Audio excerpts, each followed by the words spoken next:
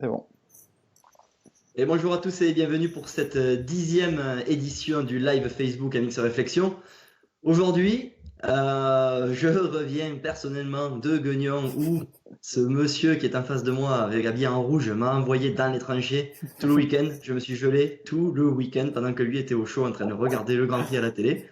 Comment ça va, Blaise? Ouais, ça va très très bien. J'espère que tu vas bien, que tu n'es pas tombé malade avec ce week-end dans le grand froid du nord. Mais bon, il y a pire. Il y a des personnes qui ont été jusqu'à Valkenswaard. Donc je pense que tu n'as pas été jusqu'à là-bas et tu peux t'estimer heureux. Tu n'as pas rencontré la neige. Voilà, donc ce soir, pour présenter un petit peu le show, ben, on va poser pas mal de questions à notre invité, à Joss. On va lui parler un petit peu de l'élite, un petit peu de son team. Ensuite, on va embrayer sur la partie US avec le SX et sur la partie MXGP. Et voilà, donc je pense qu'on a beaucoup de choses à dire ce soir, donc ça va être intéressant. Donc Nico, je te laisse présenter notre invité de marque du soir. Ouais, avec nous, cet invité justement qui est présenté par les magasins CBO et cboparts.com. Comme d'habitude, comme chaque semaine, avec nous, nos fidèles partenaires. Et il a le sourire, normalement, notre invité de ce soir, puisque il nous a placé deux de ses pilotes sur le podium de l'ouverture de l'élite à Guignon. C'est Joss Alfranc. Comment ça va, Joss? Bonsoir à tous. Merci pour l'invitation. Écoute, ça va très bien, un peu comme toi, hein. Je récupère d'un dimanche très froid, mais bon, c'est bien parce qu'à Guignon, c'est vrai que la piste était bien préparée, puis surtout la texture de la terre permet de pouvoir rouler dans ces conditions. Donc déjà, on a eu quand même pas mal de chance à ce niveau-là, et puis on a eu la neige qu'en fin de journée. Donc du coup, ça a permis tous les concurrents du championnat de France élite et cadets et juniors de pouvoir faire au moins leur première épreuve. Ouais, je suis rassuré que tu me dises ça, que tu as eu froid. Pourtant, toi, je t'ai observé. Donc, tu es team manager. J'ai vu que tu courais partout avec tes oreillettes. Tu regardes. T'es jamais assis, en fait, hein, pendant une journée de course. Est-ce que tu peux nous en dire un peu plus sur ton métier et comment ça a démarré et voilà, et comment tu en es arrivé là? Oui, bien sûr. Du coup, ça a commencé il y a 7 ans maintenant avec Loïc Rombaud.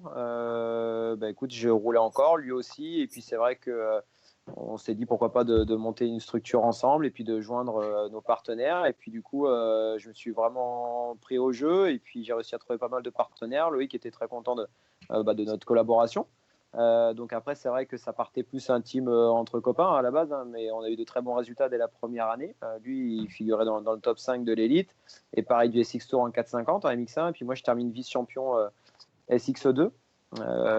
Donc du coup, voilà, une bonne première année. Et puis, il s'avère que voilà, les partenaires étaient vraiment contents de cette première année. Et puis on a continué au fur et à mesure, qui nous a amené après à passer officiel Suzuki France et puis après officiel Honda France. Donc voilà, il y a eu pas mal d'évolutions dans le team et puis ça s'est professionnalisé. Et puis voilà, le but c'est encore de passer des caps encore plus haut. Donc on espère qu'on va réussir. Est-ce que ça a été dur quand Bon, même au début, Joss, pour toi, justement vas-y, vas-y. de monter cette structure et de t'imposer au haut niveau, on va dire, justement, en tant que team manager et pas en tant que pilote? Oui, c'est toujours compliqué, surtout que voilà, je suis encore assez jeune, hein, je vais avoir 30 ans cette année. C'est pas simple, hein, quand on commence à 23 ans, c'est jamais évident. Après, moi, si tu veux, moi, mon père a jamais aimé faire ça, donc depuis l'âge de 12-13 ans, depuis que je fais les mini-verts, minime, cadet, junior, c'est moi qui me suis toujours occupé de chercher des partenaires et de faire la relation, parce que mon père détestait ça. Moi, le deal, c'était que lui me fasse un peu la mécanique et que moi, je m'occupe tout du reste.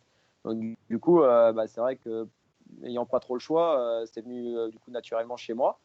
Mais après, pour revenir à ta question, c'est sûr que c'est pas évident parce que tu t'imposes dans un milieu où il y a déjà des structures mises en place. C'est vrai que les sponsors, surtout extra sportifs, ça court pas les rues, quoi. Donc il faut avoir une méthode de travail, un sérieux, vraiment une exigence auprès de soi et auprès des partenaires qui est vraiment assez élevée. D'accord. Et par rapport à ça, justement, est-ce que tu as eu des difficultés de l'autre côté, on va dire, à recruter des pilotes qui t'intéressaient? Alors, écoute, non, parce que c'est vrai que surtout les premiers pilotes qu'on a recrutés, ça a été plutôt des copains pilotes, Ouais, parce que ouais. c'est vrai que Loïc, voilà, ça a toujours été un ami de longue date. Après, on a arrêté en fait d'ailleurs ensemble parce que lui préférait garder ce côté à la cool. On a un team entre potes et moi on n'a pas du tout le même tempérament à ce niveau-là. Moi, j'avais besoin, voilà, d'être hyper sérieux envers les partenaires parce que c'est vrai que c'est pas évident de garder d'expliquer à des partenaires extrasportifs, oh, on fait ça pour s'amuser, c'est à la cool, quoi. Alors, ils te disent ouais, ok, mais bon, si tu fais ça à la cool, nous on va rester à la cool aussi, quoi, tu vois. Donc ça n'a pas été évident au début. Donc du coup, c'est pour ça qu'on a préféré que lui continue à rouler tranquille, voilà, pour se faire plaisir, malgré qu'il ait des super bons résultats. Hein. Ça, c'est Loïc a eu des très très bons résultats, mais du coup, on n'avait pas la même politique. Et après, on a signé Florent Richier, qui était aussi un copain et qu'il a aimé ce que j'ai mis en place. D'ailleurs, il a monté cette année sa structure, donc on en rigolait ce week-end. Où je lui ai dit, il y a 6 ans en arrière, on roulait ensemble. Et puis après, ça s'est fait naturellement parce que Fabien Isoard a adhéré aussi à ce que je faisais, puis il a vu mon sérieux et qu'il manquait de rien. C'est surtout ça en fait, hein, que tout a bien déclenché avec les pilotes, c'est que voilà, quand ils voient qu'il y a un manager qui se bouge à fond et qui donne tout ce qu'il a pour combler leurs demandes, à partir de là, qu'on soit jeune, vieux ou pas, voilà, c'est surtout ça qu'il faut retenir. Oui, c'est sûr. Tu dis manager qui se bouge à fond. Team manager, c'est quoi concrètement? Tu fais quoi de tes journées? Alors, team manager, c'est très large, hein. Mais écoute, ça part par la commande des pièces. C'est surtout un gros travail de relationnel entre mécanos, pilotes, partenaires, médias. C'est vrai que c'est vraiment un gros job il faut appeler tout le monde. C'est beaucoup d'heures au téléphone, c'est beaucoup de mails échangés. Et après, le jour de la course, c'est aussi un aspect psychologique parce que il faut rassurer un peu les pilotes, mais en même temps les motiver quand c'est le bon moment. Malheureusement, des fois, un peu aussi faire des remontrances parce que voilà, ça tombe pas du ciel, donc on est obligé un peu de leur expliquer que Il faut c'est pas un oublier qu'à réel ce métier. niveau-là, c'est un métier. Hein. On n'est pas sur les courses régionales où il suffit de mettre un autocollant parce que le sponsor t'a donné une paire de lunettes, quoi. Ouais, c'est exactement ça. Et puis c'est vrai que, alors comme quand on est pilote de moto en général, ou alors c'est très rare, on n'a pas été travailler à l'usine ou alors on sort pas de, voilà, on n'a pas été maçon ni quoi que ce soit. C'est vrai que des fois les pilotes de moto ont un peu du mal à adhérer avec ce fait que c'est leur job, quoi. Après, il y en a qui le font très bien, hein, et puis c'est pour ça d'ailleurs qu'on est avec des gens comme Xavier Bog. Voilà, Xavier c'est quelqu'un d'hyper carré. Fabien c'est pareil. Et là, on a la chance cette année d'avoir un Mathis, malgré son jeune âge, pareil, qui est vraiment très très voilà, il est très reconnaissant, il sait que il sait ce que ça coûte, ça c'est important. Et de même que Richard, franchement, on est vraiment comblé cette année. Ça n'a pas toujours été le cas et cette année, je suis entouré vraiment de pilotes exceptionnels et si on pouvait continuer longtemps comme ça, pour moi, ça serait parfait. Et justement, par rapport à ces pilotes, est-ce que tu as ton mot à dire sur la préparation physique ou sur la préparation au niveau des entraînements ou pas du tout? Est-ce que tu laisses ça vraiment de côté? Ah non, si, en fait, je leur demande ce qu'ils font. En général, ils me demandent même mon avis. Donc ça, c'est plutôt cool.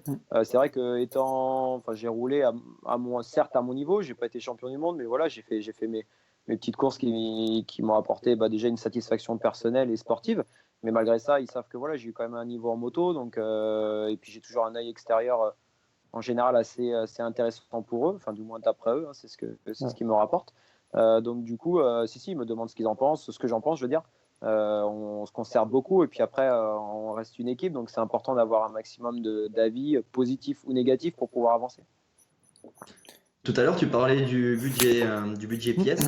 C'est quelque chose qui m'intéresse, moi, à savoir, par exemple, comment tu gères ça? Est-ce que tu gères ça à l'année? Est-ce que c'est course par course? Parce que je suppose que ça dépend aussi des pilotes que tu as. Si tu as des brise de fer, est-ce que tu as un budget limité? Si, par exemple, ils ont fini tous les embrayages au mois de février, est-ce que tu vas devoir investir de ta poche pour en commander d'autres ou les sponsors te donnent sans fin? Et non, c'est ça justement la complexité du boulot, hein. C'est vrai qu'on a un budget au départ et puis il faut le tenir jusqu'au bout, hein. Donc si malheureusement on a des casses mécaniques à répétition et que le budget de pièces il passe, il faut avoir des ressources derrière. Donc il faut avoir du coup de quoi payer les pièces qu'on va commander en budget supplémentaire. Donc c'est vraiment ça. C'est une part du boulot qui est hyper importante, c'est qu'il ne faut pas s'enflammer. D'un côté, il faut investir l'argent qu'on trouve parce que le but, c'est de faire les meilleurs résultats possibles. Et pour avoir les meilleurs résultats, il faut apporter la meilleure moto, les meilleurs pilotes. Donc, il ne faut pas laisser sur le compte en banque, à moins que certains peut-être le font, mais voilà, il ne faut pas laisser sur le compte en banque des milliers d'euros qui peuvent servir et qui vont permettre au team de passer des gaps, quoi.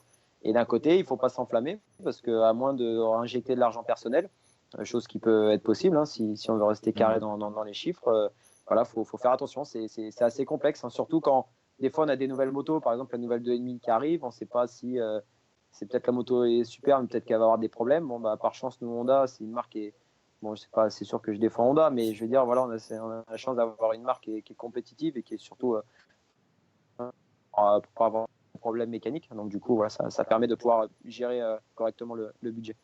Et aujourd'hui, justement, Joss, par rapport à ça, toi qui es team manager, on sait qu'il y a, on va dire, un peu plus de pilotes sur le marché que de teams. Est-ce que tu considères que tu as l'embarras du choix, ou est-ce que tu cibles vraiment des pilotes et que tu veux, que tu as du mal à avoir, on va dire? Est-ce que Non, après, on essaye de cibler des pilotes parce que le but, c'est de gagner donc, et puis d'aller dans la longévité. Après, si c'est pour prendre un pilote et puis faire un one-shot juste d'une année, nous, c'est pas notre but. Donc, du coup, il faut essayer que ça colle. Après, il y a des tempéraments aussi. C'est vrai que, comme je dis, si le pilote est vraiment très compliqué à gérer, on le dit souvent, il a intérêt à tout gagner, quoi, parce que le jour où il gagne plus, c'est vrai que ça devient compliqué. On voit qu'un pilote comme Christophe Courcelles, à un moment donné, il avait un tempérament assez dur, d'après pas mal de team managers, et je l'ai connu aussi en tant que pilote, et puis c'est un ami aussi, donc même lui le reconnaît qu'à un moment donné, voilà, il était un peu trop tête brûlée, et puis ça lui a joué des tours. Donc je pense qu'à tout niveau, que ce soit mondial, que ce soit championnat de France, il faut rester la tête sur les épaules, il faut pas croire qu'on est le centre du monde. Il faut vraiment rester respectueux des partenaires et des teams qui l'entourent, parce que ouais, c'est vrai que les teams, il n'y en a pas énormément. On voit des gars comme Benoît Patureil qui sont obligés de monter leur propre structure. C'est que voilà, ça court pas les rues. Maintenant, il y a certains pilotes qui arrivent encore à se débrouiller seuls. On voit Florent Hichier qui essaye de monter son team. On voit Valentin Tellier qui a monté son team dernièrement. On voit des pilotes comme ça se lancer, donc tant mieux. Maintenant, ouais. derrière, il faut bien gérer, quoi. Justement, je te parle de ça parce qu'on voit des pilotes qui ont le niveau mondial et qui n'arrivent pas à trouver de team.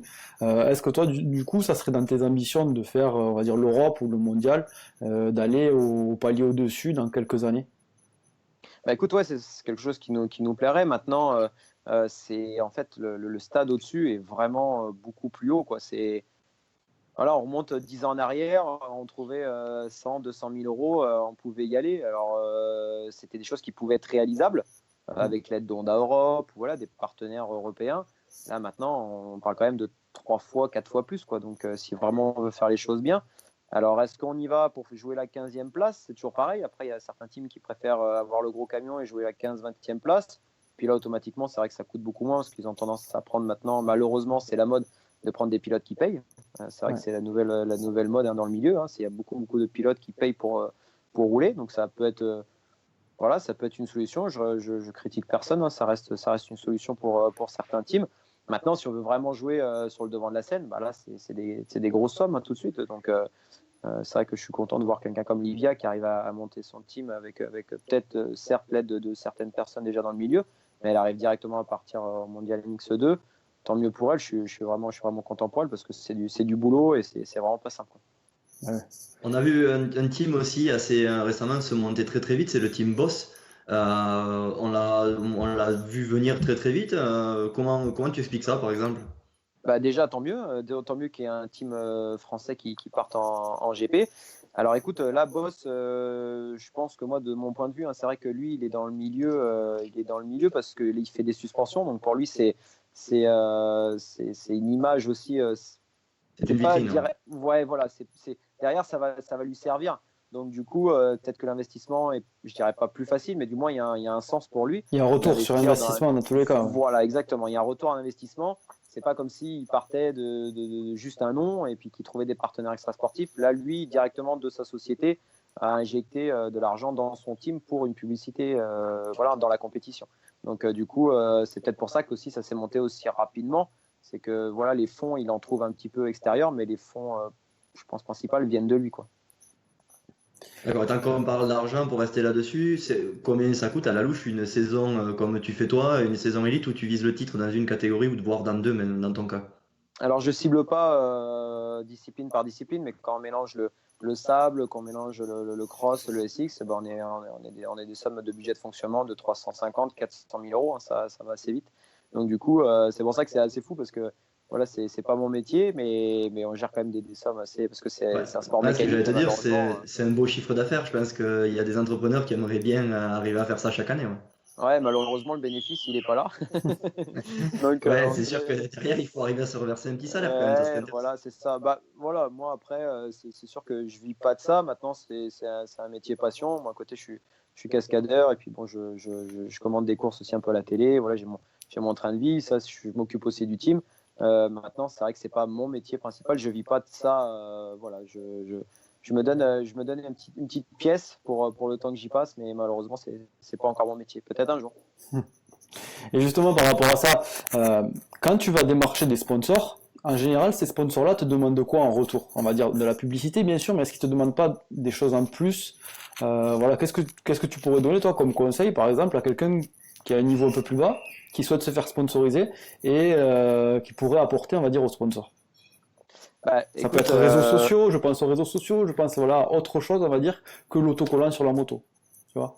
déjà en pensant aux partenaires, hein, je suis désolé, je vous coupe un Vas-y. petit peu, mais en fait, comme je suis arrivé juste du boulot, hein, vous pouvez confirmer, comme ça évitera que je me fasse engueuler. Ouais, Je vais aller vas-y. vite récupérer ma casquette que j'avais préparée parce que j'ai Alexis qui va me taper sur les doigts. En plus, une petite dédicace à Thibaut parce que c'est sûr qu'il doit me regarder. Donc, je donnerai pas son numéro de téléphone, sinon il y en a un paquet qui vont l'appeler. Ah, on a un commentaire. Ah, Jos, tu es vraiment un enfoiré d'oublier la casquette. Ouais, c'est pour ça. Voilà. Ah, c'est lui alors. C'est Thibaut, voilà. Oui, bon, je suis désolé, hein, je mets une petite casquette du coup. Vas-y, Je suis vas-y. rentré du travail, Disney, ils acceptent pas les casquettes Lexus. Hein. Ah. Du coup, bon, désolé, je vais revenir à la lumière et puis. Vas-y, pas de soucis. Bien. Ouais, bon, du coup, au moins c'est bien, ça prouve que c'est du live et que ça se fait. Exactement. D'habitude, c'est moi qui fais une connerie en live, mais c'est bien, ça me C'est fait vrai. plaisir que ce soit l'invité. Bon, voilà, bon, bah écoute, désolé, alors je suis le premier à faire une connerie, mais bon, Non, je préfère rattraper peux y le aller. tir avant de moi m'en prendre un gros. Bon, écoute, excuse-moi, pour revenir à ce que tu me disais, si tu veux, déjà, ça dépend quel partenaire on parle. Si on parle un partenaire moto ou un partenaire extra-sportif, parce qu'un partenaire moto, on vend une publicité.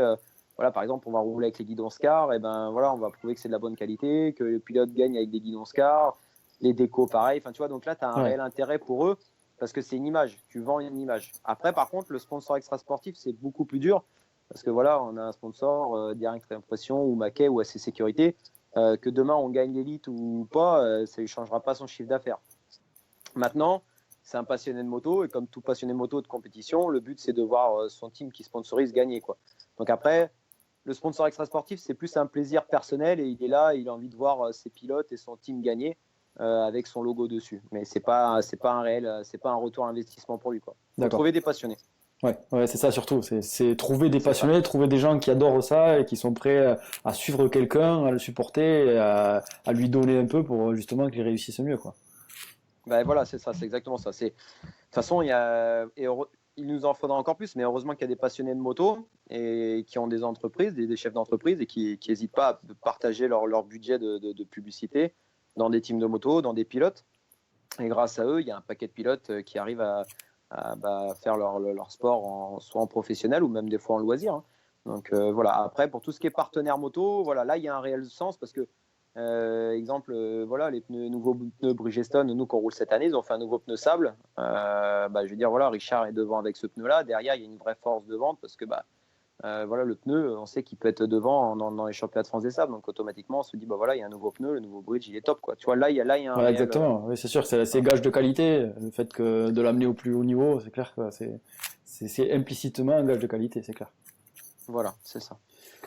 J'ai une petite question, moi, Joss. Est-ce que tu as eu déjà des difficultés à gérer l'entourage de tes pilotes, hein, dans le passé ou même dans le présent? Je pense surtout aux papas de pilotes qui peuvent des fois être très très présents dans la carrière de leur fils. Écoute, oui, malheureusement, ça c'est la question piège, mais bon, enfin, de toute façon, ça fait partie du jeu. Mais non, ouais, c'est même, je dirais même le problème à gérer, quoi. C'est vrai que on a pas mal de papas, je comprends, hein, c'est leur fils, et puis maintenant, je suis jeune papa, comme vous, on en parlait tout à l'heure. Donc c'est vrai que on veut que tout se passe bien pour eux, mais à un moment donné, on arrive à un stade, surtout quand on a prouvé certaines choses dans le passé avec des teams, voilà, qui ont soit des résultats ou qui apportent du bon matériel. On est là pour la sécurité de leur fils, bien sûr, on va pas leur faire rouler sur des motos dangereuses, mais aussi pour la performance. Je veux dire, nous, on prend autant de risques que eux financièrement à réussir une belle saison. Donc c'est pas fait pour qu'on gâche tout, quoi. Donc il faut laisser à un moment donné laisser bosser le team pour qu'on y arrive, quoi, et des fois ça vient malheureusement une barrière qui est très compliquée à gérer. Ouais, c'est clair. Et puis à partir du moment où on a fait le choix d'un team, et bien, même si c'est pas le meilleur, c'est pas grave, il faut y aller, on part à la guerre. Enfin, moi j'ai ce sentiment-là, c'est que quand on y est. Et il faut arrêter de se trouver des excuses et il faudrait que les parents le comprennent un petit peu. Bon, ça c'est un problème qui est récurrent et c'était pas une question piège. Par rapport à ton team à toi, je sais qu'il y a des problèmes comme ça dans d'autres teams au championnat de France et aux États-Unis, ça a été le cas pendant des années avec le père Alessi s'est grillé qui a grillé son fils dans tous les teams dans lesquels il a été, parce que il avait la main sur la carrière de son fils, quoi. Ah non, mais c'est sûr, totalement. Et moi, franchement, c'est pour ça que nous, cette année, ça se passe super bien. Voilà, avec Mathis, bon, Xavier, c'est assez simple parce que son père, quand il vient, c'est juste pour lui dire passe plus vite là-bas et puis il repart. Donc, c'est très simple à gérer. Voilà, Richard, c'est pareil. Donc, nous, cette année, bon, Fabien, je t'en parle pas. Lui, c'est vraiment, il est hyper autonome. Donc, ben, pour nous, c'est appréciable parce qu'au moins, voilà, il faut mélanger, comme on le répétait tout à l'heure, il faut mélanger sport, passion, mais métier, quoi. Donc, si tu veux, à un moment donné, c'est ce que j'explique aux parents. Moi, je travaille à Disney. Quand j'ai un problème avec ma voiture ou ma moto à Disney, je ne demande pas à ma mère ou à mon père d'aller voir mon manager et dire voilà, tel véhicule, ça ne va pas, ou là, ça ne va pas. Enfin, je veux dire, voilà, j'y vais seul comme un grand garçon. Donc, dans le milieu sportif, c'est pareil. D'accord. Et après, si je rebondis un petit peu sur le reste de ce que tu as fait, tu as lancé la Pro X6 Cup. Est-ce que tu peux nous en parler un petit peu? Oui, bah justement, bah, j'ai bien fait de mettre la Ouais, casquette. c'est pour ça, justement, on rebondit, j'aurais dû rebondir On ça. avait noté la question, c'est Ouais. bon. J'aurais dû Non, rebondir non, oui, pile bah, quand en tu as fait, mis la casquette, tu vois. voilà. Non, mais j'ai eu la chance, par l'intermédiaire de Kenny, de rencontrer Thibaut et Clément de chez Exis. Donc, du coup, en fait, Exis, c'est un peu large, hein, parce que Exis, tu as la partie adhésif. En fait, c'est le concurrent à 3M dans l'adhésif. Et ils ont une autre petite partie de leur société, c'est Exis Energy Drink, donc la boisson énergisante. Donc, du coup, Exis, c'est des passionnés de sport mécanique, moto, voiture, et puis aussi un peu le vélo. Et on a super bien sympathisé. Et puis, j'ai démarré avec un tout petit budget avec eux, puis ils ont réussi à voir de ce que j'en avais fait, quoi. Ils ont vu que voilà, j'étais là pour réussir, et puis ils ont cru en moi. Et au fur et à mesure avec le team, et puis après, ils ont vu que voilà, en championnat de France Supercross, à un moment donné, c'était assez litigieux. Voilà, moi, j'étais délégué de pilote, en fait, si tu veux, et c'était assez compliqué, des petits soucis de primes, d'engagement, et ainsi de suite. Et il a vu que j'étais assez tracassé par tout ça. Et puis c'est lui qui m'a dit mais pourquoi tu montes pas ton championnat? Et puis j'ai dit voilà, monter le championnat là ça va être compliqué. Et puis en fin de compte, allez vas-y, on s'est lancé et puis on a monté notre championnat. Donc Bon, t'avais que ça à faire en plus, tu ouais, en t'ennuyais, plus. voilà. En plus. Donc du coup voilà, avec les pilotes, avec des clubs, avec pas mal de demandes, on a réussi à trouver des ententes et puis on a monté un championnat qui tient bien la route. C'est cool parce que tout le championnat passe à la télé sur AB Moteur. On est en général entre 7 épreuves. Cette année, on n'aura que 5 épreuves parce que l'an dernier, on avait un peu trop de courses et alors je dirais pas assez de qualité, mais c'était compliqué à gérer. Donc du coup, là, on a préféré prendre entre guillemets un peu moins d'épreuves, mais être plus sûr de nous sur le relationnel avec les clubs. C'est pas une partie simple non plus parce que on parlait de paire de pilotes à l'heure, mais des fois il y a certains présidents de clubs, c'est quand même pas évident non plus parce que voilà, ils ont une façon de travailler qu'ils veulent surtout pas changer. Donc surtout sur la publicité, sur enfin, ils ont du mal un peu à innover. Donc c'est pas simple. Et puis voilà, donc en tout cas, Exis est super content. Et puis en parlant de ça, je trouve que ça a attiré tout le monde vers le haut parce que le Six Tour a fait du bon boulot dernièrement en termes de publicité, et avec Cédric Lucas, avec les Fouchets. Donc même si des fois ils ont vu un peu d'un mauvais œil ce qu'on fait, en tout cas, je trouve que cette année, le Supercross s'est bien porté et il continue à offrir des belles courses aux spectateurs, aux téléspectateurs et puis aux pilotes. Donc je pense que c'est une bonne chose que le championnat Exis est venu au monde parce qu'au moins ça a créé un peu, ça a boosté un peu tout le monde. Oui, nous, en plus, d'un point de vue extérieur, bon, parce que nous, on n'est pas dans le supercross, clairement, mais d'un point de vue extérieur, on trouve ça positif, c'est-à-dire que plus il y a de pilotes, plus il y a de pilotes qui font de courses de supercross, plus le niveau augmentera, et plus le niveau augmente, plus on verra de pilotes partir aux États-Unis, et meilleur ça sera pour le niveau français. Donc, nous, on voit que du positif dans le fait d'organiser plus de courses. Justement, moi, je trouvais un peu dommage que les pilotes s'en aillent en Allemagne, qui partent aux endroits où il y a plus de primes. Bon, voilà, je les comprends, je me mets à leur place, c'est sûr, je les comprends, mais si on pouvait ramener un petit peu ces pilotes-là sur des courses françaises, ça serait vraiment mieux pour nous, ça assurerait le spectacle, et voilà, on en profiterait un peu plus, quoi. On va dire ça. Ah, c'est sûr qu'après, malheureusement, comme tu l'as dit, le nerf de la guerre, à un moment donné, c'est Ça, c'est clair. l'argent. Et c'est Ouais, c'est vrai clair. que, voilà, moi aussi, je peux comprendre, hein. En Allemagne, ils ont des bonnes primes. Après, à un moment donné, ils reviennent toujours aux sources, hein, parce que même ceux que les pilotes viennent en Allemagne, dès qu'ils peuvent, ils reviennent en France, voilà, faire les épreuves, soit X Tour ou X6 Supercross. Nous, on est un peu moins embêtés parce que le X6, c'est plus la partie estivale. Donc, du coup, on ne tombe pas en concurrence de date avec l'Allemagne, ça, donc on n'est pas trop embêté. Même d'ailleurs, cette année, on a des pilotes allemands, italiens, tout ça qui nous demandent de venir sur le X6. Donc ça, c'est génial pour nous parce que du coup, on va ouvrir un peu les barrières des frontières. Donc pour nous, ça va être une évolution pour le X6 Supercross. Mais ouais, ça, c'est toujours un sujet assez compliqué parce que voilà, les pilotes alors certains pilotes ont soit un petit peu de mal à trouver des guidons ici, ou alors c'est un peu plus compliqué parce que les places sont chères et puis du coup ils sont obligés un peu de s'expatrier pour pouvoir gagner correctement leur vie. Donc bon, voilà, je les comprends. Après, c'est sûr qu'on aimerait avoir tout le temps les meilleurs pilotes français derrière la grille. Pour le spectacle, c'est sûr que c'est encore mieux. Ouais, c'est sûr. Bon, on a une petite question sur le live de Jérôme. Je pense que c'était au moment où on parlait d'argent, de reconnaissance sponsor et tout ça. Il nous demande, Joss, il manque quoi selon toi à ce sport pour être enfin reconnu? Alors écoute, je pense que ça évolue quand même dans le bon sens parce que quand on voit l'équipe 21, les audiences qu'ils ont, notamment en Touquet, ça approche quand même les pas loin d'1 million de téléspectateurs, c'est quand même pas rien. Quand on voit AB Moteur, ce qu'ils font à retransmettre tout le Supercross US, quand on voit Motorsport TV et l'équipe 21 et Eurosport 2 qui retransmettent tous les MXGP, à un moment donné, alors c'est vrai que tout évolue, mais entre des sites internet comme vous, comme Autovert, comme le Big USA qui bougent. Honnêtement, moi je sais quand j'étais petit, c'était hyper difficile à trouver un Grand Prix à la télé. Et quand j'en avais un, je l'enregistrais et la bande elle était archi usée parce que je la remettais marche arrière, lecture, marche arrière, lecture. Et là, c'est vrai que maintenant, c'est quand même assez simple pour suivre n'importe quelle course au monde, quoi. Donc je trouve ça quand même assez sympa. Même nous, là, le Supercross qui passe sur AB Moteur, voilà, je pense quand même que l'évolution, elle Voilà, se c'est fait. pas Alors, si petit que ça, quoi. C'est ce que tu es en train de dire. C'est qu'on est quand même pas un petit sport en France. Ouais. Bah ouais, je trouve que ça évolue du moins. Et je pense que ça va pas s'arrêter là. Et tant mieux d'ailleurs. Mais moi, franchement, je suis d'un point de vue fan de moto, je suis assez content de pouvoir regarder le 6US, Valkenswaard, et puis après avoir un petit résumé du championnat de France Elite, et après pouvoir avoir un live comme vous faites, et puis après avoir un sujet vidéo sur le Big ou autre. Enfin, je trouve que quand même, ça évolue quand même plutôt bien, je trouve. Alors, moi, pour ma part, hein, c'est vraiment personnel, mais je pense que ça évolue énormément pour le public, on va dire, dans le sens positif, comme tu le dis, mais pas forcément pour les pilotes. Je sais pas ce que tu en penses, mais les pilotes sont beaucoup moins récompensés qu'il y a 15-20 ans, au niveau des primes déjà, au niveau de la difficulté à trouver un guidon. Donc, c'est quand même assez paradoxal. On a une évolution d'un côté, le sport se démocratise un peu, on arrive à le voir plus facilement, autant sur Internet qu'à la télé. Et d'un autre côté, les pilotes sont moins récompensés. Je vais dire les pilotes de haut niveau, bien sûr. Donc, je sais pas ce que tu en penses, toi, Joss, par rapport à ça. Si, totalement. Alors, en fait, déjà, ça va être simple. Hein. C'est sûr que le leader du championnat du monde, c'est-à-dire Ustream, donc la catégorie MXGP, MX2, a déjà donné une mauvaise méthode, c'est-à-dire de plus payer les pilotes. Oui, c'est sûr. Et du coup, ça tire tout le monde automatiquement vers le bas. Parce que, à un moment donné, c'était le sujet avec l'élite, avec les SX, un peu tout le monde. Hein. C'était, attendez, les meilleurs pilotes, veulent aller en championnat du monde et ils ne sont pas payés par la fédération. Donc, au team de trouver des solutions.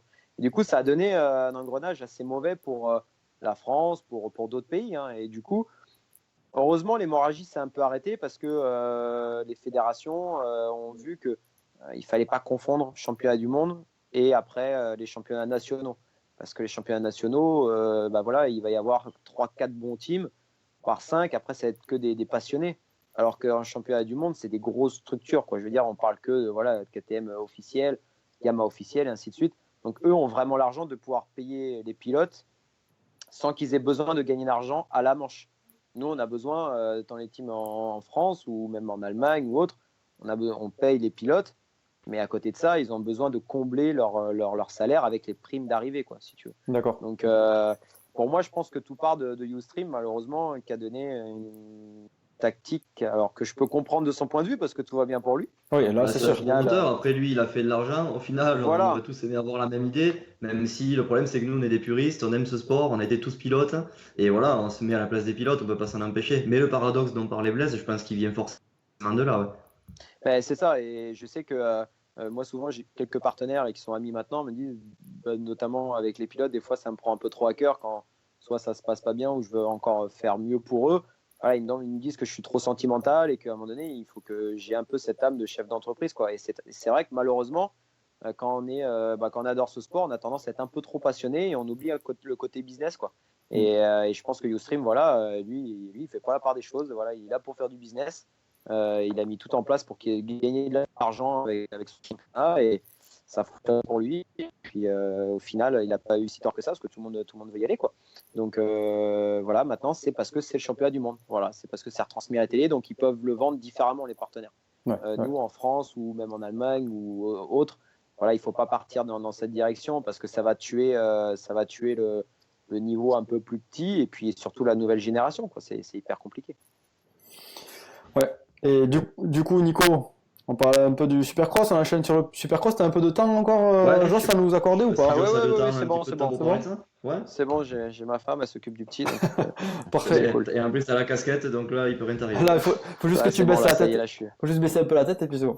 Voilà. Ah bon, bah voilà. Là, c'est parfait. Bah, écoute, pas de soucis. N'hésite pas à me le dire. Je vais monter un peu le téléphone aussi, comme ça.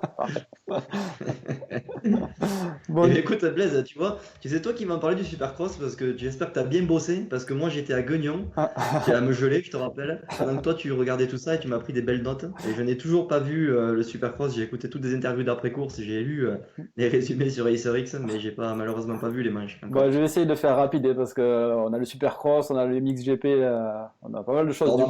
Honnêtement, moi je l'ai pas vu le Supercross, mais c'est un petit peu, voilà, c'est un petit peu ce à quoi on s'attendait. On en a parlé la semaine dernière. Et puis honnêtement, c'est la saison, on a envie qu'elle se termine et de passer aux outdoors maintenant. Ouais, exactement, parce qu'honnêtement, je me suis un peu ennuyé. Alors, Joss, je sais pas si tu l'as vu, toi. Tu as eu le temps de regarder? Non, malheureusement, j'ai pas pu voir, mais j'ai vu aussi les résultats et puis pas mal d'interviews. Après, j'ai vite jeté un coup d'œil sur les résultats pour les pilotes français, hein, parce que on reste un peu chauvin quand même. Mais voilà, mais après, ouais, c'est sûr que sur le devant de la scène, c'est resté. La finale 4-5 ans, ça s'est déroulé. Bon, vraiment c'était assez monotone, on va dire. Thomas qui est parti devant, il a mis un gros rythme. Alors là, par contre, il s'est vraiment imposé un patron. Il a été vraiment bon parce que là, il a montré aux autres qu'il était supérieur parce qu'il est parti devant. Anderson est parti 2 et Marvin est arrivé rapidement à la 3e place. Ils se sont tous distancés. À la fin, alors je me rappelle plus exactement, mais je crois qu'Anderson termine à une dizaine de secondes quand même. Marvin encore plus loin. Donc vraiment, il a mis un très gros rythme. Et il a montré que sur cette épreuve-là, en tout cas, c'était le meilleur. Enfin, en tout cas, en finale. Après, on a Anderson derrière qui a géré un petit peu, qui a géré, on va dire, sa 2e place. Au début de manche, il n'a pas géré grand-chose. On va dire, dans les 5 premiers tours, il a tout donné. Et puis petit à petit, peut-être qu'il a levé un peu le pied parce qu'il pensait au championnat. Ouais, clairement, de toute façon, là maintenant. Après, on le comprend, lui aussi on le comprend, c'est logique, il faut qu'il pense au championnat, il a pas mal de points d'avance, je crois que Marvin est encore 3, si je dis pas de bêtises. Je vérifie ça de suite. Marvin est 2, Marvin est 2. Pardon. Il est 2 au général, c'est Brighton qui est 3. Oui, Par contre, il a le feu Brighton parce qu'il y a Thomas qui a 3 points derrière maintenant. Voilà, 2, donc il savait très bien qu'il il grattait un peu de points sur Marvin, qui était 3. Donc dans tous les cas, voilà, pas de risque pour lui. Et voilà. Après Brighton toujours là quand même. Il gagne la semaine dernière, il fait 4, il remontait un peu aussi sur Marvin. Donc toujours un beau rythme, un beau style, assez propre. On a l'impression à le voir rouler qu'il prend pas de risque. Donc c'est plutôt positif pour lui, c'est plutôt bien. Bon, à part ça, voilà, une course assez monotone et on peut noter la blessure de Webb. Donc encore un de plus qui est blessé. Toi justement, Joss, par rapport à ça, tu peux l'expliquer qu'on ait des saisons comme ça où il y a énormément de blessés, d'autres saisons pas trop. Tu penses que c'est dû aux pistes, c'est dû au niveau qui est forcément plus haut d'année à l'année ou tu l'expliques pas, ça se fait de temps en temps et puis. Bah écoute, je pense que le fait que oui, le niveau il s'élève, hein, on le voit avec nos pilotes français qui partent aux US. Hein. C'est vrai que Cédric se débrouille bien, mais et tu vois Deganis qui domine totalement en France et qui quand il arrive là-bas c'est un peu plus difficile. Juste je mets quand même une note différente pour Thomas Ramette qui moi m'a vraiment étonné. Ouais, moi aussi. Il a super bien roulé parce qu'avec le peu de roulage avec la 2,5, le décalage horaire, enfin je veux dire franchement chapeau à lui. Mais pour revenir aux blessures, si tu veux, je pense que le niveau est tellement élevé que les pilotes ils repoussent les limites et qu'à un moment donné elles viennent difficiles quoi. C'est vrai qu'on les voit sous des enchaînements de plus en plus difficiles et je pense que les pistes aussi elles se dégradent assez méchamment d'après ce qu'on m'explique. C'est vrai qu'il y a beaucoup de pilotes qui roulent l'après-midi et après le soir ça enchaîne. et ils refont pas spécialement les pistes. Nous, chose qu'on avait tendance à demander au Six Tour ou au X6 Supercross. Et c'est vrai que du coup, est-ce que ça empêche un peu les blessures? Je pense que oui.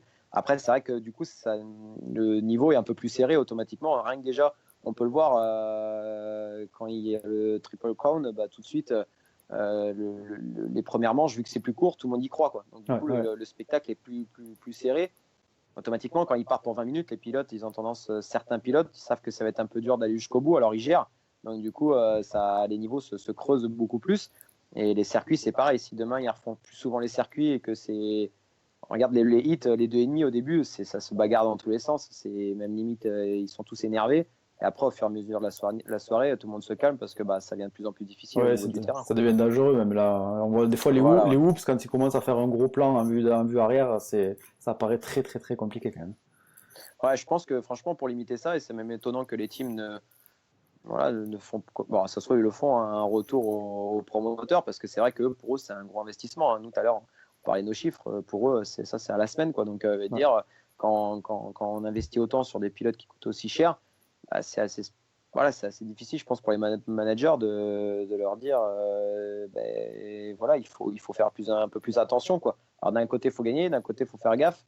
Tu vois, temporiser entre deux, c'est un peu chaud, quoi. Ouais, c'est sûr. Et c'est vrai que je pense qu'ils doivent peut-être le demander auprès du promoteur, que ça soit peut-être un peu moins dangereux au niveau de comment la piste elle se dégrade, quoi, surtout, quoi. Ouais, exactement. T'en connais sur le SXUS, là on a une question de Guillaume qui nous dit quand on voit que les stades sont remplis aux États-Unis sans le freestyle, est-ce que vous pensez qu'un jour ça sera possible en France ou que le public se déplace plus pour le freestyle que pour les manches? Alors, moi, mon point de vue, en fait, ça vient pas de la qualité du spectacle ni en France, même dans d'autres pays européens. Malheureusement, c'est juste qu'aux États-Unis, c'est ancré en eux, quoi. Je veux dire, déjà la place, elle est disponible à $25. La personne qui se décide, hormis l'ouverture à Anaheim, la personne qui se décide d'aller voir un Supercross US à 17h pour le soir à 18h, il y va, quoi. Et là-bas, vraiment, la politique américaine, elle est complètement différente, quoi. Je veux dire, là-bas, tout le monde est monté sur une moto, tout le monde a été voir un Supercross, quoi. Nous, ça arrive encore que quand tu discutes avec des gens que tu connais, que tu rencontres autour d'une table, la moto, je vois ce que c'est. Et malheureusement, on a vite tout de suite le cross bitume qui arrive dans la discussion. Et puis savoir si tu fais le backflip et ce genre de conversation, c'est intéressant. Et malheureusement, et puis après, quand ils viennent voir une course ou quoi, et ils sont en général, ils sont agréablement surpris, quoi. Mais par contre, ça manque de faire connaître ce sport-là. Et après, on n'est pas aidé, on en parlait tout à l'heure, c'est vrai que c'est bien au niveau des chaînes sportives comme l'équipe 21, Motorsport TV, ainsi de suite. Mais par contre, on manque de soutien, nous en France, de TF1, de grosses chaînes comme ça, quoi. De chaînes nationales où, tu vois, ça manque, et ça, c'est sûr que demain, ces chaînes-là joueraient un peu plus le jeu pour notre sport. C'est vrai que ça ferait du bien, mais bon, il y en a un paquet qu'ils ont à se plaindre, hormis le foot et le rugby. Un peu le tennis, après, il y a beaucoup d'autres sports comme ça. Après, comme tu disais, c'est aussi culturel, hein, c'est plein de petites choses mises bout à bout. Aux États-Unis, c'est pas le sport national, mais ça plaît énormément. Et puis, en plus de ça, comme tu disais, les places sont pas très chères. Il y a beaucoup de gens qui y vont juste pour passer la soirée en famille, manger des pop-corn, et ils regardent presque pas les manches, mais ils sont là et ils sont contents, quoi. Ah ouais, c'est ça. Moi, j'ai vraiment vu, et c'est pur véridique, hein, des gens se lever à 15 secondes du départ, aller chercher à boire ou à bouffer. Hein. T'es là, tu te dis, attends, mais là, c'est dingue, quoi. Mais ouais, non, ils viennent là parce que c'est comme ça, quoi. C'est limite bizarre de pas aller voir une course de Supercross ou autre sport mécanique, quoi. C'est vraiment, c'est fou, quoi. Oui, on a Xavier qui nous dit attention, Cooper Webb s'est blessé à l'entraînement. Oui, c'est vrai, je l'ai pas précisé, il s'est blessé à l'entraînement la semaine avant la course. Et il a essayé de rouler et il s'est fracassé, en fait. Il s'est refracassé en roulant. Il s'est refait mal, ouais. Enfin, il s'est refait mal, il s'est pas arrangé, je pense. Donc on a Cédric Soberas aussi, un Français qui fait 18e, il me semble. Je l'ai vu à mi-manche, j'ai pas vu le résultat final. Je sais pas, Nico, si tu l'as sous les yeux. Et je crois qu'il fait 16e. Ou 16e. Il fait 16e, ouais, il fait 16e, voilà. 16e. Ouais. Il était 18 à un moment et il a dû remonter. Ouais. Donc ça, c'est plutôt positif. Et comme tu le disais, en 2,5, du coup, j'enchaîne sur les 2,5. On a un Thomas Ramette qui a fait un beau départ, qui est parti de mémoire aux alentours de la 5-6e place. qui a bien contenu les attaques de Smith. Il avait pas mal de pilotes derrière. Il a bien tenu ça. Il termine à une jolie 10e place. Donc c'est vraiment beau Et pour puis il lui. fait 4 en série, quoi. En plus, c'est pas un hasard. Mm. Je veux dire par là que c'est pas un bon départ et la course de sa vie, quoi. Je pense que la prochaine course, il fera la même chose, un top 10, si ce n'est mieux, quoi. Donc, bravo à lui, parce que c'est vrai, comme tu le disais, Joss, avec le décalage horaire, avec les conditions des US, c'est vraiment pas facile, quand même. C'est pas dur, hein. C'est pas évident, pardon. Donc sinon sur la course de 2,5, on a Faulkner qui est parti devant, qui a craqué. Donc à mi-manche, je me disais bon, si Faulkner tombe pas, il gagne. Ben il tombait. Donc il est tombé, il s'est énervé. Osborne l'a passé et puis voilà, il s'est affolé pour remonter, il a rechuté. Dommage, c'est un petit peu la fougue de la jeunesse. C'est d'autant plus dommage parce qu'il a un beau style, il est à l'attaque. Mais bon, il lui manque un petit peu cette maturité qu'il aura d'ici quelques années et qui fera que je pense qu'il sera quand même devant. Je sais pas ce que vous en J'ai vu que pensez. des photos de sa chute, il est tombé à quel endroit sur la piste? Alors là, de mémoire, je me rappelle plus. Je sais qu'il est tombé 2 fois. Apparemment, il y avait un gros quadruple c'est un truc de malade. C'est Stewart qui l'a fait en premier en 4,5. D'accord. Et il y a, du coup, après les 4,5, aux essais, ce sont les 2,5, mais pas forcément les meilleurs. C'était le groupe B, je crois. Et un gars, Josh Osby, un gars qui est parti, il a fait au premier tour le 4. Ah ouais. Il s'est mis court, il est passé par-dessus la pluie qui suit.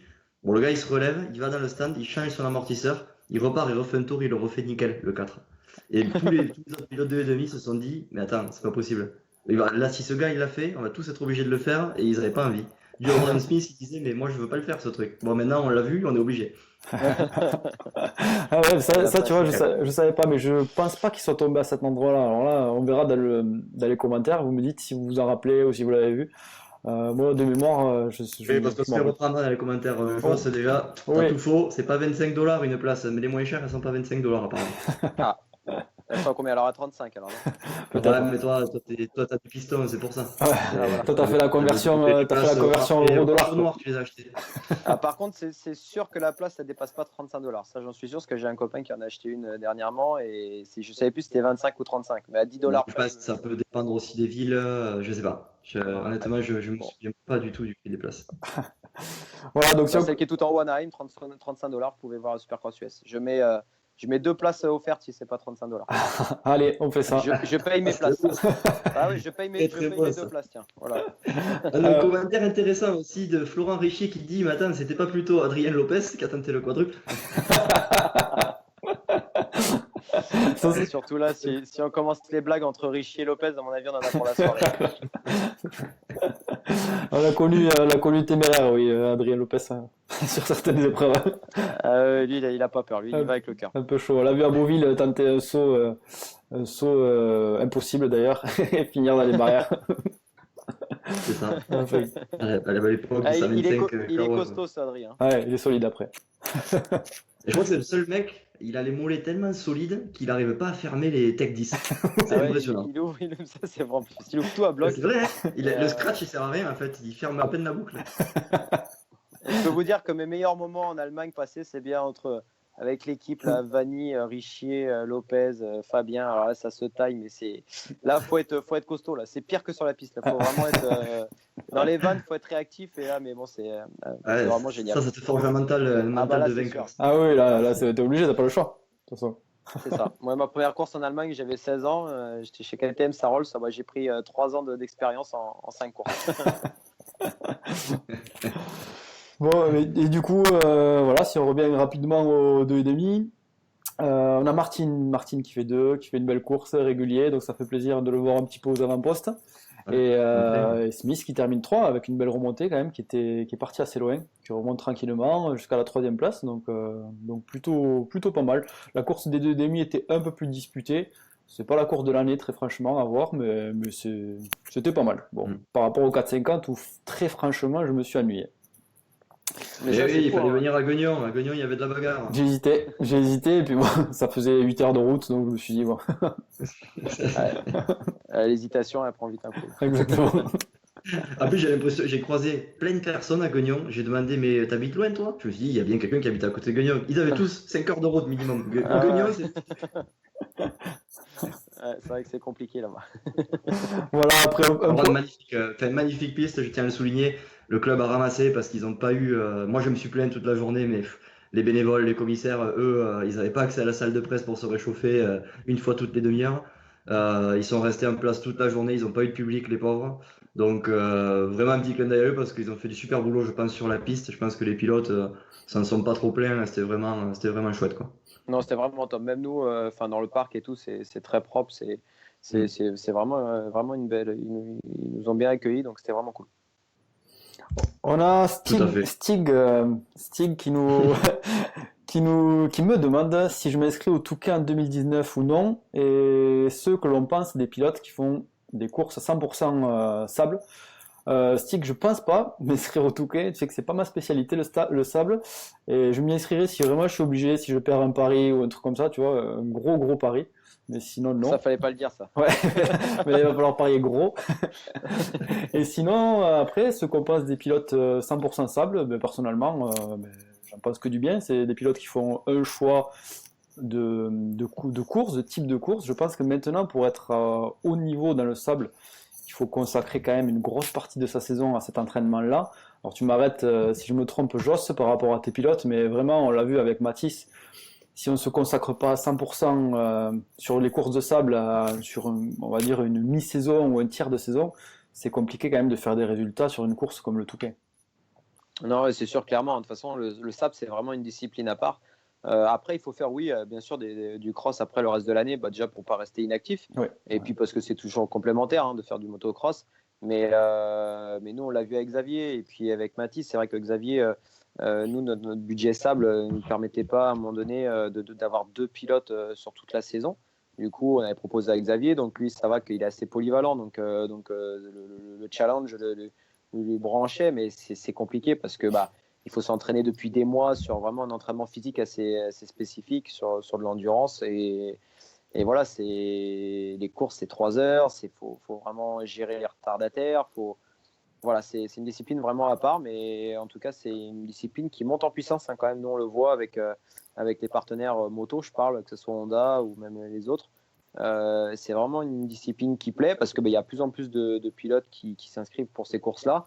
Et puis le Touquet, ça vient quand même l'épreuve la plus reconnue en France, clairement. C'est impressionnant le nombre de gens qui regardent cette course et puis le nombre de gens qui la connaissent, quoi. Surtout, c'est un peu comme si, voilà, quand on disait championnat du monde des rallyes, voilà, ça nous marque pas trop. Et puis d'un seul coup, on dit Dakar. Ah ouais, Dakar, je connais, quoi. Ouais, bien sûr, c'est l'épreuve mythique en France au niveau, ouais, bien sûr. Après, justement, pour rebondir par rapport à ça, on voit que Potisek en Italie fait de bons résultats quand même. Donc, Alors, il est affûté dans le sable, mais aussi sur la terre. ouais, complètement. Milko, c'est un pilote assez polyvalent. Après, malheureusement, en fait, je pensais que tu allais rebondir là-dessus, c'est qu'il s'est blessé ce week-end. Ah, Mais je savais pas, tu vois. ouais, voilà, malheureusement. Donc, du coup, bon courage à lui, bon rétablissement. Ouais. Mais non, c'est sûr que Milko, après, on l'a vu à un moment donné, c'est quand même compliqué, même pour Milko, si on veut réussir un Grand Prix. On peut pas pas se passer non plus trop de temps à faire des courses de sable d'endurance. Tu vois, c'est complémentaire, mais après, il faut savoir quel objectif tu veux avoir. À un moment donné, si tu veux gagner le Touquet, il faut se préparer pour le Touquet, quoi. Si tu veux être dans les 10 du championnat du monde, il faut se préparer pour être dans les 10 du championnat du monde. Toi, tu penses que s'il s'était préparé pour être dans les 10 de championnat du monde, il aurait fait de meilleurs résultats à l'heure actuelle, par exemple à Valkenswaard? Écoute, là, c'est vrai que Valkenswaard, c'est pas évident parce que c'était sa première course. Des fois, juger sur une course, c'est quand même assez délicat. Donc je pourrais pas vraiment te dire parce qu'en plus ça reste quand même du sable, donc c'est pas simple. Maintenant, c'est sûr que dans tous les cas, si tu veux partir pour un top 10 en championnat du monde, tu peux pas passer tout l'hiver à faire Graillan, à faire Berck, le Touquet, tout ça. Enfin, tu t'en fais une, c'est sympa d'en faire une, comme souvent Jackie Vimon, il vient souvent à Saint-Léger de Balzon avec le team Yamaha Kemea, tu vois, ça fait un super entraînement parce que ça tombe au mois de décembre. Ça fait faire une course d'endurance, voilà, c'est top. Maintenant, t'en fais pas 7, quoi, non plus, tu vois, parce que c'est complètement. Après, ça vient trop spécifique. Et justement, pour rebondir par rapport à ça, on a vu en MXGP, tu vois, en 450, des pilotes comme Paulin, alors je le connais pas personnellement, mais qui sont basés maintenant à Lommel et qui s'entraînent, on va dire, la plupart de l'hiver dans le sable. Est-ce que tu penses pas que le fait de s'entraîner dans le sable comme ça à Lommel, ils vont progresser dans le sable, mais peut-être pas progressé sur la partie terre. Je sais pas ce que moi j'ai cette impression-là que Paulin avant en Supercross il était énorme, en motocross il avait une progression constante et j'ai l'impression que maintenant au niveau terre ça stagne un petit peu. Bon, peut-être que je me trompe hein. Et au niveau sable il progresse du coup on a vu des belles manches quand même et on le voit bien. Bah après, Gauthier, il a la chance du coup d'avoir plusieurs maisons. Enfin, il est basé à plusieurs endroits différents. Donc lui, il a la chance, oui, il est souvent à Lommel, mais après, il retourne dans le sud de la France, où il a une maison aussi. Enfin, je veux dire, il bouge. Donc du coup, après, je pense que Gauthier, c'est pas qu'il roule moins bien, c'est que malheureusement pour lui et puis pour nous, c'est bien pour le spectacle, mais là, il tombe sur des pilotes qui sont quand même costauds. Quand tu vois Erling ce qu'il fait, Ouais. tu te demandes à un moment donné Mm. si c'est humain, quoi. Tu vois, c'est. Là c'est Je pense le que meilleur pilote du monde dans le sable, je pense Erling. Sur cette ouais, texture il est énorme. Hein. mais il repousse vraiment des limites. Ouais, c'est incompréhensible. C'est Moi, ça, franchement, pour c'est quand l'avoir vu même en dingue, vrai à quoi. Lommel, c'est impressionnant. C'est Tu fou, comprends quoi. pas parce que les autres à côté, c'est pas des manches, quoi. Ben, c'est ça, quoi. Ouais. Je veux dire, tu vois des Romain Fèvre, tu vois des Clément de Salle, tu vois des Keroli. Enfin, tu vois, ils se tiennent tous un petit peu quand même. Mais lui, il a les différences qu'il arrive à faire. Enfin, franchement, on n'est Ouais. pas près de changer. Moi, je me trompe, mais je pense qu'on n'est pas prêt de retrouver un Erlings, quoi. Et malheureusement, du coup, il tue un peu le spectacle de la catégorie parce qu'il domine tellement là. Je parle dans un Grand Prix de sable. Après, il faudra voir Ouais. sur d'autres GP. Mm. Mais une fois que dès que tu vois un Grand Prix de sable, malheureusement, MXGP, tu te dis à moins qu'il tombe au départ, Ben tu vois, c'est là, un Ouais, peu même comme compliqué, ça, quoi. il a fait des remontées, quoi. C'est là que ça craint pour le suspense parce que ben là, en il deuxième est manche, remonté 2 fois là, en Grand Prix sur Keroli, en quoi. En deuxième tête manche, il manche. avait 12 secondes de retard sur Keroli quand il est passé second, mais c'était à peu près à mi-manche. Moi, je pensais Mm. que c'était cuit pour lui parce que Keroli avait une belle vitesse de pointe et petit à petit, il est remonté et il l'a passé facile. Donc, C'est Ah, fou, sa hein. vitesse ouais, pure. ouais, c'est fou parce que Keroli, Franchement, franchement, avait une belle vitesse aussi. Il était vraiment bien. Et c'est clair. là, c'est fort quand même.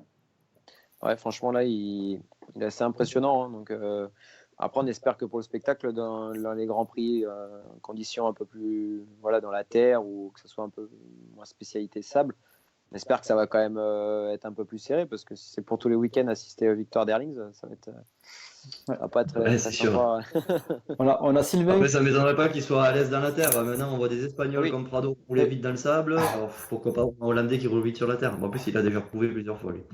ouais. justement, par rapport à ça, on a Sylvain qui nous dit que Prado sera peut-être le futur Erlings. Pourquoi pas, mais c'est pas un spécialiste du sable quand même. Hein. Prado, il est Ah, bon. il fait 2 et 2 quand même. Il fait 2 et 2 quand même. Oui, il fait deux, Attention, hein. mais c'est à la base, c'est pas un spécialiste. Il est espagnol, alors qu'Erlings est plutôt né vers là-bas, donc il roule sur le sable depuis plus longtemps, on va dire. Mais c'est vrai que Prado est pas un manche sur cette texture, il a dû s'entraîner énormément quand même. Je pense que, qu'est-ce que t'en penses toi, Joss, par rapport à Prado? Tu penses que c'est le futur champion ou qu'il a les capacités d'être un très très bon pilote, de partir aux US et de faire fort ou pas? Ah bah écoute, après c'est toujours, voilà, c'est délicat à C'est pas dire évident hein, quand vraiment c'est en tôt comme avance, ça. mais après, parce que tu as vu, on a vu certains pilotes, voilà, étant jeunes, vraiment, on s'est dit, putain, demain, c'est la future star. Et puis, en fin de compte, s'y est pas arrivé parce que bah, mentalement, faut pas prendre le melon. Il faut toujours s'entraîner de plus en plus dur. Donc, et puis, les blessures, malheureusement aussi, des fois, les blessures. On voit Cianciarulo, il arrive dès sa première année, il domine presque tout. Il arrive en SX, il gagne, il se déboîte plusieurs fois l'épaule. Et après, tu as vu, il a mis 4 ans à revenir vraiment sur le devant de la scène. Donc malheureusement, les blessures, que tu sois très bon étant jeune ou pas, ça peut vite stopper une progression à n'importe quel niveau. Mais c'est vrai que pour revenir sur Prado, voilà, je pense que ça va quand même être un des futurs prétendants au titre dans cette catégorie, quoi. Déjà en 2,5, on voit quand même qu'il fait 2 fois 2, il est assez jeune, hein, de mémoire, il a quoi, 18 ans, quelque chose comme ça. Ouais, je crois, ouais, que c'est ça. Ouais. Donc Ouais. c'est quand même pas mal hein, à cet âge-là d'avoir une vitesse de pointe. C'est ça. Toi, Nico, tu me disais tout à l'heure qu'il risque de partir aux US l'année prochaine? Ouais, bon, C'est des c'était rumeurs? le projet pour lui, c'est ouvert. Bon, ils veulent pas répondre officiellement, mais je pense que c'est vraiment un gros projet pour lui. Je D'accord. sais qu'il avait fait des tests un peu en Supercross Ouais. l'année dernière. Et puis, alors après, comme tu dis, est-ce que les projets vont vraiment se concrétiser ou non? Mais dans tous les cas, je pense que ça va être un des futurs tops en MX2. Et puis, je pense que KT en Europe ne va pas laisser partir comme ça non plus, quoi. Oui, oui, Ouais, c'est pour ça. Puis bon, ça peut vite évoluer, hein. Je pense que Geyser a vu les blessures qu'il a eues récemment. Il était censé aller aux US l'année prochaine. Je pense qu'ils vont lui dire, bon, peut-être qu'une année de plus en Grand Prix, si ça va peut-être te calmer un peu. Et après, on te mettra sur une piste de Supercross. Ouais, c'est sûr. D'ailleurs, Geyser a eu pas mal de mal ce week-end. Il avait une belle vitesse de pointe, mais par contre, il a chuté à pas mal de reprises. Et du coup, on voyait qu'il manquait de roulage cruellement. Et ça avait l'air assez compliqué pour lui quand même, hein. Il est remonté, il a rechuté. Il avait l'air d'avoir passé un week-end assez compliqué. Il a dû avoir des courbatures le lendemain, je pense. Ouais, apparemment, ça a été assez dur pour lui. Ouais. C'est vrai Ouais. que le retour à la compétition comme ça en début d'année, quand tu loupes déjà l'ouverture et puis que tu es blessé et que tu roules pas à leur niveau, t'imagines bien que putain, Exactement. Tous les autres sont lancés, sont à fond dans ouais, le championnat. C'est compliqué là. c'est C'est clair. assez dur. Bon, Ouais, Nico. pour parler un petit peu de notre championnat de France quand même à nous, parce que sinon on va dire qu'on parle jamais de l'élite. Toi, Joss, tu en penses quoi là? Bon, c'est sûr que toi, tes pilotes ont bien roulé. Je pense que tu espères même encore mieux. Eux aussi, quand on entend les interviews à chaud de Xavier en fin de manche, on sentait qu'il voulait vraiment gagner. Tu penses qu'il va y avoir de la bagarre sur ce championnat de France élite? Bah écoute, pour commencer par la catégorie MX1, c'est sûr que Benoît Paturel, bah voilà, sur le papier, c'est Benoît. Hein. Il sort de 2 grosses saisons MX2, championnat du monde. Sa place, elle est MXGP, on le sait. Bon, malheureusement, ça s'est pas fait avec différentes histoires, aussi bien de son côté, du côté des teams, tout ça, c'est pas évident. Enfin, là-dessus, c'est un peu complexe, donc on va pas rentrer dans le débat. Mais il y a Benoît qui est sur le papier et voilà, le plus rapide, mais on a un Xavier qui moi-même m'a, alors je dirais pas étonné, mais que j'ai vraiment apprécié. Il était vraiment concentré sur ses objectifs, qui est de gagner. Et on voit Grégory Aranda aussi qui est vraiment pas très loin. Donc je pense qu'au final, Greg et puis Xavier, et puis après, sûrement des Nicolas Aubin, enfin tu vois, d'après Ouais, sur des coups d'éclat, des gros ouais, c'est lustres, clair. tout ça, ça va faire un niveau homogène. Mais en tout cas, c'est cool parce que Benoît, bah, il a vu que bah, en championnat de France élite, les mecs avaient, c'était vraiment leur objectif. On en parlait tout à l'heure. Un Xavier Bog ou un Grégory Aranda, c'est leur objectif d'être champion de France élite. Et on sent que voilà, ils sont prêts à se battre pour ça. Et pour nous, c'est cool, quoi. C'est vraiment bien. Et puis Ouais, pour, tout à fait. Après, c'est vrai que j'ai trouvé que Xavier, il lâchait rien, quoi. Il voulait vraiment gagner. Il s'est pas dit, bon, c'est la première épreuve, 2-2, ça me va. On voit qu'il laissait pas quand même Benoît Paturel partir. non, non, ouais, c'est vraiment cool. Vraiment, il a envie de gagner. Et nous, ça nous fait bah, bien sûr plaisir. Hein. C'est vrai que le but, Mm. c'est d'avoir un pilote qui a envie de gagner sans prendre des risques inutiles. Mais là, vraiment, il gérait bien. Voilà, il n'était pas au-dessus de ses pompes. Au contraire, là, c'est cool. On a réussi à progresser sur la moto par rapport à l'an dernier. Donc, il se sent encore mieux dessus. Et puis, pour revenir en catégorie MX2, bah, on a une catégorie très homogène. Hein. C'est vrai qu'on a vu plusieurs pilotes capables de gagner. Et nous, concernant Mathis, je pense que voilà, il était un petit peu tendu de la première épreuve. L'an dernier, il s'est un peu trop précipité, il s'est blessé. Donc là, Mm. tu vois, il veut prendre plus course par course et pas commettre les erreurs de l'an dernier, à vouloir être le plus rapide tout le temps, à vouloir tout gagner et puis être un peu limite peut-être par moment. Là, il Ouais, gère bien surtout son au mois truc. de mars, quoi. C'est l'année dernière, sa saison s'est quasiment terminée là, au mars ou Ouais, avril, c'est et du ça. coup, ça a été compliqué pour lui après. Ouais, c'est ça. Non, je pense qu'il va monter en puissance et puis il se sent bien dans le team, il se sent bien avec la moto. On a deux, trois petites évolutions encore à faire. Donc non, je pense que ça va être disputé dans les deux catégories. Donc ça va être cool à vivre cette saison. Bon, très bien. Ouais, on a dépassé quasiment l'heure de show. J'avais juste, on n'a pas parlé de la question du jour, cette fameuse question qui est présentée par CBO comme d'habitude chaque semaine. La question du jour, c'était comment motiver le public à se rendre sur les courses. Alors, on en a un petit peu parlé dans le live, mais toi, Joss, qu'est-ce que tu pourrais donner comme conseil au club et à tous les acteurs en fait, hein, parce que c'est pas forcément que les clubs qui organisent, c'est aussi les pilotes, les teams, tout le monde. Qu'est-ce qu'il faudrait faire pour attirer encore plus de public, que ce soit des passionnés ou des gars de l'extérieur? Bah écoute, hein, c'est vrai que c'est les questions qu'on essaie de réfléchir aussi bien bah, nous dans l'organisation du X6 Supercross ou même nous les teams, hein, parce que le but c'est de jouer le jeu bah, via les organisateurs. Hein. Le but c'est qu'il y ait un maximum de monde qui viennent voir les courses. Écoute, je pense que déjà de faire un maximum de publicité, c'est vrai que maintenant c'est bien, il y a de plus en plus de clubs qui n'hésitent pas à faire appel à certaines personnes qui s'occupent de la com pour leurs courses. Je pense que c'est hyper important parce qu'il y a pas mal d'épreuves où malheureusement, il faut tomber par hasard qu'il y ait cette course-là le week-end. Quoi. Donc c'est vrai que c'est de nos jours, on peut plus se permettre. Quoi. Il faut avoir de la publicité sur les réseaux sociaux, il faut avoir de la publicité dans toutes les villes, les plus grosses villes ou villages aux alentours. C'est vrai qu'il il faut pas délaisser ça. Et puis après, je pense que c'est grâce, et puis ça peut encore évoluer à vous Moto Verde, vous et les autres sites, de faire ce genre d'initiative comme vous faites ce soir, de faire circuler un maximum d'infos. Et puis après, ça se transmet, le bouche à oreille. Je pense que c'est un travail dans la continuité. Et puis pour moi, j'y crois. Je pense que ça va de plus en plus, ça va payer, quoi. Ouais, tout à fait. Moi, je rajouterais juste y mettre de l'enthousiasme, c'est-à-dire que les pilotes, il faut qu'ils donnent une bonne image du sport, qu'ils ne se plaignent pas. Alors, je parle plus au niveau régional parce que vous avez affaire à des professionnels, c'est différent, mais au niveau régional, quand on va sur une course et qu'on voit 50% des pilotes qui font la gueule et qui disent ouais, la piste elle est nulle, la moto ne marche pas, des gens qui n'ont jamais vu une moto, un gars comme ça, ils se disent mais attends, autour de moi là, il y a un fourgon qui vaut 15 000 balles, il a une moto qui vaut 10 000 balles, il a des tenues qui valent 500 euros, et le gars il se plaint alors qu'il a Ouais, toute sa c'est sûr. famille. Et voilà, je pense que il faut être plus enthousiaste et vraiment donner envie aux gens de s'intéresser à ce sport, quoi. Non, c'est vrai. Je pense que c'est un travail à chacun voilà, d'effectuer, comme tu as dit, mais c'est vrai il faut être quand même content de faire un sport qui est coûteux et que ceux qui ont la chance de pouvoir le pratiquer, faut en dégager du positif.